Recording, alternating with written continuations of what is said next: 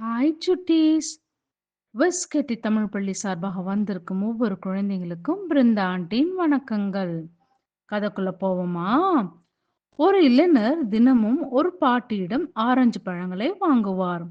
பழங்களை எடை போட்டு வாங்கி பணம் கொடுத்த பின், அந்த பழங்களிலிருந்து ஒன்று எடுத்து பிரித்து வாயில் போட்டுவிட்டு, இந்த பழம் மிகவும் புளிப்பாக உள்ளது என்று அந்த பாட்டியிடம் கொடுத்து சாப்பிட சொல்லி புகார் செய்வார். உடனே பாட்டி ஒரு சுளையை வாயில் போட்டுவிட்டு, இல்லையேப்பா, நல்லாதானே இருக்கு என்பார்.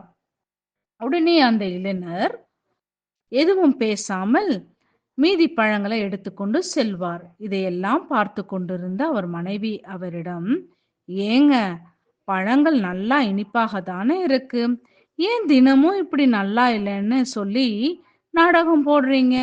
உடனே அந்த இளைஞர் சிரித்து கொண்டு மனைவிடம், அந்த பாட்டி நல்ல இனிப்பான பழங்களை தான் விற்கிறாங்க, ஆனாலும் தனக்கென்று ஒரு பழத்தை கூட சாப்பிட்டு இருக்க மாட்டாங்க. நான் இப்படி குறை கூறி கொடுப்பதால் தினம் அவர் காசு இழப்பின்றி ஒரு பழத்தை சாப்பிடுறாங்க என்றார்.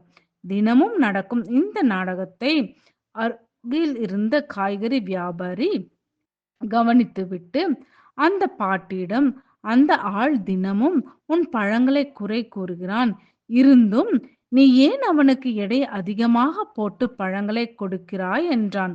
உடனே அந்த பாட்டி சிரித்துவிட்டு, அவன் என்னை தினமும் ஒரு பழத்தை சாப்பிட வைப்பதற்காகவே இப்படி குறை கூறுவது போல கூறி கொடுத்து சாப்பிட வைக்கிறான். இது எனக்கு தெரியாது என்று நினைக்கிறாயா? நான் எடை அதிகமாக பழங்களை போடுவதில்லை, மாறாக அவனது அன்பில் எனது தராசு கொஞ்சம் சரிந்து விடுகிறது என்றார் அன்போடு. இப்படிப்பட்ட சின்ன சின்ன அன்பில் தான் ஜீவனினமும் இருக்கு. சுட்டீஸ், இந்த கதையில பிறருக்கு நாம் என்ன செய்யலாம் சொல்லுங்க? இந்த கேள்விக்கு சரியான பதில சொன்னீங்கன்னா விஸ்கெட்டி தமிழ் பள்ளி சார்பாக உங்களுக்கு பரிசு வழங்கப்படும். நாளைக்கு வேற ஒரு கதை பார்ப்போம்.